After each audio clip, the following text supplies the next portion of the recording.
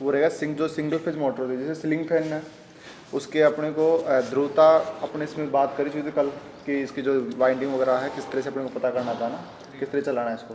तो आज के हम बात करेंगे जो सिंगल फेज अपनी एक तो होती है सिंगल फेज कैपेसिटर स्टार्ट और एक होती है कैपेसिटर रन मोटर। एक कैपेसिटर स्टार्ट में आती है स्थायी कैपेसिटर मोटर, जो कि सीलिंग फैन जो होता है वो किस में आता है अपना स्थायी कैपेसिटर में।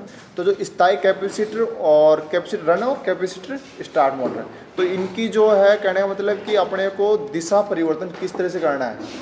भाई क्लॉकवाइज घूम रहा है तो उसे एंटी क्लॉकवाइज किस तरह से घुमाना है और क्लॉकवाइज किस तरह से घुमाना है। किस सिरे पर अपने को फेज और न्यूट्रल देना है। अपन बात करें सिंगल फेज मोटर की, किसकी सिंगल फेज। तो सिंगल फेज में क्या काम आएगा, फेज और न्यूट्रल। तो क्या मेरे को बताओ कि ये जो पंखा है अगर मैं इसमें सिंगल फेज सप्लाई देता हूं तो क्या घूमेगा ये इस अवस्था में, क्यों? इसमें एक सिंगल फेज पर कार्य नहीं करेगा, सिंगल फेज पर कार्य नहीं करेगा। अर्थात आप जब भी आपसे पूछेगा आपका जवाब यही रहेगा कि सिंगल फेज सप्लाई से घूमने वाला चुंबक नहीं बनता है। और सिंगल फेज को दो फेजों में विभक्त करने के लिए क्या लगाते हो आप, कैपेसिटर। कैपेसिटर कार्य क्या होता है, एक फेज को दो भागों में बांटना। ये किसका कार्य होता है, कैपेसिटर का। और ये कौन सा कैपेसिटर है, पेपर कैपेसिटर। पंखे में जो अपना स्थायी ये जो सीलिंग फैन है इसमें जो इसकी रेंज होती है कितनी क्या होती है, 2.5 माइक्रोफेरेड या फिर मैक्सिमम 3.15, जैसे कि कूलर वगैरह होते हैं उनमें 3.15। तो ये इसके बारे में आपको पूर्ण से जानकारी आई। अगर मैं सिरों के पार्ट्स के वगैरह नाम बता सकते हो। स्टेटर घूमता है या रोटर घूमता है, तो क्या घूमेगा इसमें से, रोटर। क्या गुण करता है, रोटर। स्टेटर से क्या रहता है, स्थिर रहता है। तो स्टेटर के ऊपर वाइंडिंग करते हुए कितनी वाइंडिंग होती है टोटल इसमें, दो वाइंडिंग, एक स्टार्टिंग और एक रनिंग। तो स्टार्टिंग वाइंडिंग गहराई में करेंगे या फिर ऊपरी खाचों करेंगे या अंदरी खाचों करेंगे, अर्थात गहराई में कौन सी वाइंडिंग, स्टार्टिंग वाइंडिंग, और रनिंग वाइंडिंग ऊपरी सिरों पर। तो स्टार्टिंग और रनिंग एक में आपने सिरों जो कम है वो किस में रखोगे आप, स्टार्टिंग में या रनिंग में, नहीं स्टार्टिंग में क्यों रखोगे, रनिंग में। अतः स्टार्टिंग का प्रतिरोध ज़्यादा और रनिंग का कम। तो सबसे पहले हम इसके कनेक्शन करके देख लेते हैं, फिर करेंगे इसकी ध्रुवता चेंज करके इसको क्लॉकवाइज घुमाएंगे और एंटी क्लॉकवाइज घुमाएंगे। क्लियर। उसके बाद अपन डिस्कशन करेंगे जो ऑटो ट्रांसफार्मर है उसके बारे में। तो उससे अपन डीसी वोल्टेज निकाल कर है ना, ये ब्रिज रेक के बारे में आते हैं। 2 पिन प्लग करना कहाँ गया, 2 पिन प्लग देना है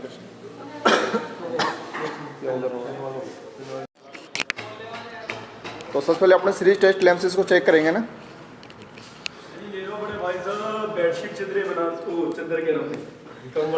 ठीक है, इसको चेक करते पर दो देखो, पहले इसका सीरीज देख लेते हैं एक बार।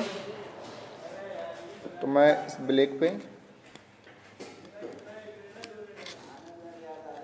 अगर मैं इसके एक सिरे पर और इसकी बॉडी से अगर एक सिरा टच कर रहा हूँ तो अपन कौन सा दोष देख चेक कर रहे हैं, अतः लीकेज इसमें जो है ना। तो क्या वर्तमान में ये पंखा लीकेज है, नहीं है ना,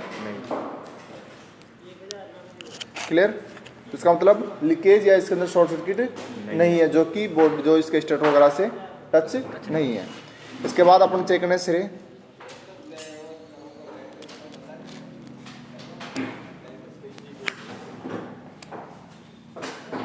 तो अब ये दोनों कौन से हो गए, देखो इसमें स्टार्टिंग कैसे होगा, दोनों सीरीज में जुड़ गई वाइंडिंग। अपना देखो लैंप ग्लो करो, कितना हो रहा है लैंप, हल्का सा, लैंप बहुत हल्का सा कम।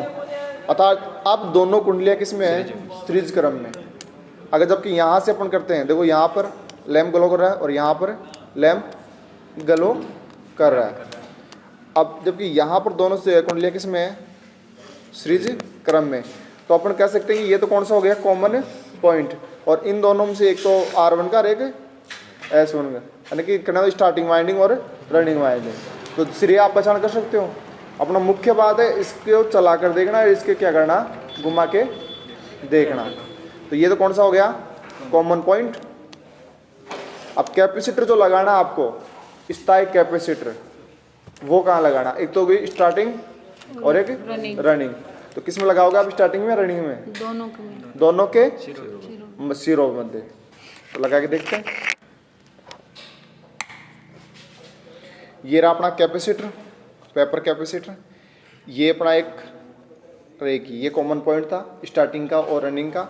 अब इन दोनों पे क्या लगा देते हैं, अपना कैपेसिटर।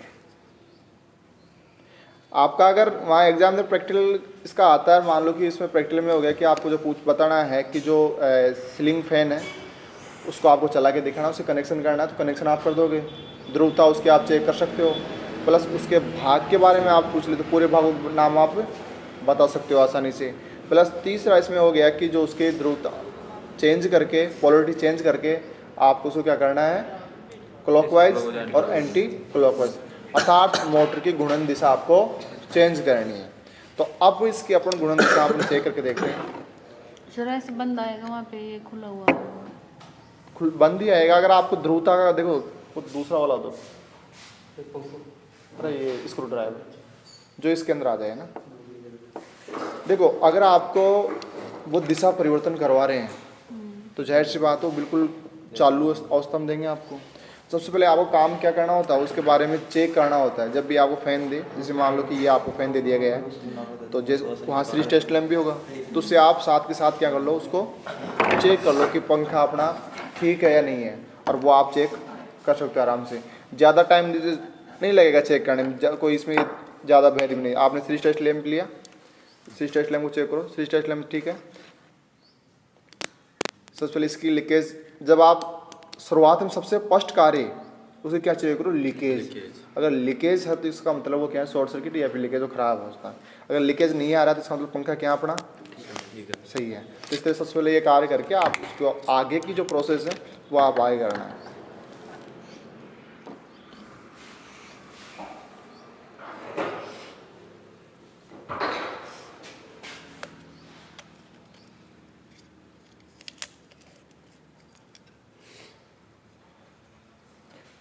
टोटल 3 सिरे बार है।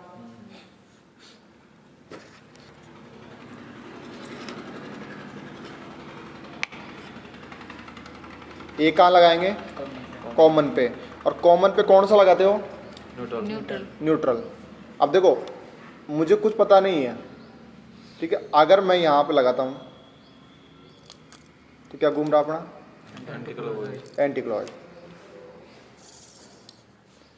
अर्थात इसका रेजिस्टेंस क्या था, ज़्यादा, और ये हो गया कम वाला क्लॉकवाइज। जहाँ रेजिस्टेंस जिसका कम आ रहा था वहाँ जैसे आप लगाते हो तो ये किस दिशा में घूम रहा है, क्लॉकवाइज। और आप लोग इसको एंटी क्लॉकवाइज घुमाना है। तो जो अपने आपको ये ध्यान रखना है कि जहाँ अपन ने कैपेसिटर लगा रखा है, जहाँ अपन ने कैपेसिटर लगा रखा है वहाँ पे ध्रुवता चेंज करनी है। अब ना कि आप ये नहीं करना है कि आपने कैपेसिटर खोला और कैपेसिटर के आप सिरे चेंज कर रहे हो, तो पंखे घूमने की दिशा पर कोई प्रभाव नहीं पड़ेगा। आपको सिर्फ जो फेज और न्यूट्रल दे रहे हो, फेज और न्यूट्रल, देखो इसमें इसको पकड़, कल कन्फ्यूजन था ना वो कल भी इसका प्रकाश का, यहाँ कम यहाँ ज़्यादा। तो ज़्यादा रेजिस्टेंस किस में होता है, स्टार्टिंग में, और यहाँ पे ये रनिंग। अब देखो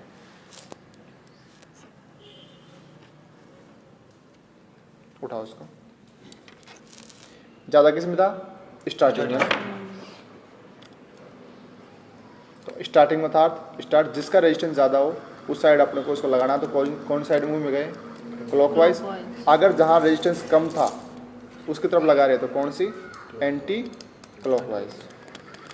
और इसकी जो साइज एक और होता है, इसमें साइज का निर्धारण है, पंखे की वाट, इसका जो निर्धारण होता है वाट, और इसकी ब्लेड की साइज। अब ब्लेड की साइज इसकी ये होती है यहाँ से लेके जो अपना पूरी ब्लेड है ना, तो ये 1200 mm, 1300 mm और 1400 mm की इसमें साइज में होता है। और वाटेज जो इसकी है मिनिमम 55, 60, 65 और 75 तक होता है ये। ये कितने वाट का है? ये है 1200 mm का है। कितने mm का है? 1200 mm यहाँ लिखा हुआ। और नॉर्मली तो जो पंखा है ना अपने पास इस साइज़ का, तो कितने mm का होता है? 1200 mm का। और आपने देखा होगा भारी पंखा इससे बड़ा होता है, वो होता है 1400 mm। तो मिनिमम जो पंखा आपका होता है वो कितने mm का? 1200 mm का वो मिलेगा। और इसे वाट क्षमता इस पर 60 वाट का या फिर 65 वाट का दिया होगा, इस पर नहीं लिखा हुआ ना। 1 HP दे दिया इस पर डायरेक्ट। एक HP में कितने वाट होते हैं? 86 नहीं 46 और 735.5। तो ये शायद 50 वाट है, 65 वाट का होगा ना। ठीक है, इसके बारे में कुछ पूछना, कोई कन्फ्यूजन? मतलब जिसका प्रतिरोध ज्यादा है वो तो क्लॉकवाइज घूमेगा, जिसका हाँ, आपको ये लगाना है जिस तरह से जिस साइड जिस वाइंडिंग का रेजिस्टेंस ज़्यादा आ रहा हो ना, आपको उस दिशा में लगाओगे तो किस दिशा में घूमेगा? क्लॉकवाइज। क्लॉकवाइज। और अन्यथा उसके विपरीत लगाओगे तो एंटी क्लॉकवाइज। अतः स्टार्टिंग वाइंडिंग में लगाओगे तो यदि इस सिरे को इधर चेंज कर देंगे, इस सिरे को इधर चेंज, जिससे चेंज हो जाएगी। नहीं होगी ऐसे। देखो मैं यहाँ आप करके देख लेते हैं। इस सिरे का आपका कहना मतलब इस सिरे को इधर है ना,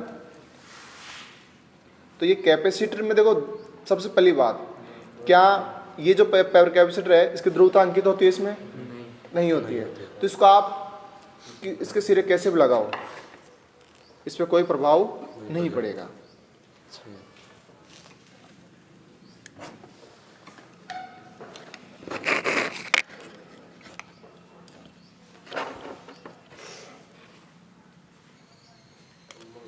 ठीक है, आप इसके सिरे चेंज करें तो कोई प्रभाव नहीं पड़ेगा। इसमें कोई कंफ्यूजन? तो आपसे अगर मोटर की दिशा परिवर्तन करवाए तो आप कर सकते हो। सर मतलब स्टार्टिंग वाइंडिंग की तरफ क्लॉकवाइज होता है ना? चेक कर। हाँ, इसे चेक करो जिसका रेजिस्टेंस आपको ज़्यादा है। और वो इतना नहीं पूछते कि आप स्टार्टिंग वाइंडिंग से करोगे या कौन सी। आपको तो सीधा सीधा अगर एग्जामिनर पूछ रहा है कि आपको इसमें दिशा परिवर्तन करके आपको दिखाना, आपको क्वेश्चन आ गया सिंगल पे, तो आपको तो प्रैक्टिकल तो करना है ना उसका। आप लगा के चेक कर लो। ये थोड़ी कि आपने इधर लगाया तो एंटी क्लॉकवाइज घूम गया स्टार्टिंग में तो आपका गलत हो जाएगा। गलत क्यों होगा वो? आपको तो एंटी क्लॉकवाइज और क्लॉकवाइज दोनों में दिशा में घुमाना है। तो उसको आपको एक्सप्लेन करना है कि इस तरह से घुमाना है। जिसका रेजिस्टेंस ज़्यादा स्टार्टिंग वाइंडिंग में अपन को फेज तार देना तो क्लॉकवाइज घूमेगा। अगर टर्निंग में देंगे तो एंटी, जिसका काम है तो एंटी क्लॉकवाइज। क्लियर है? हाँ, कर देगा चेक। चल इसको तो थोड़ा साइड दे। एंटी क्लॉकवाइज दिशा में घुमा के बता।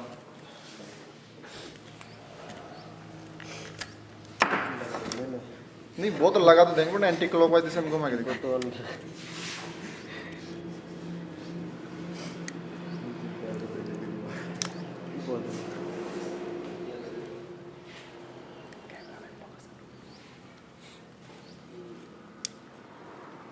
दिनेश चलने देना।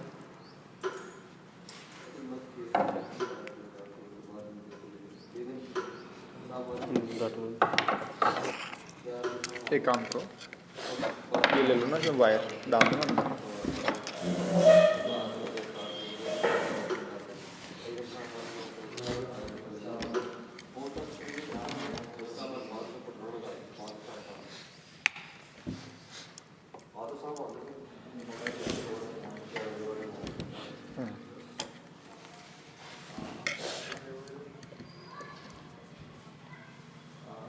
थोड़ा सा झटका खाएगा, ध्यान रखना ना।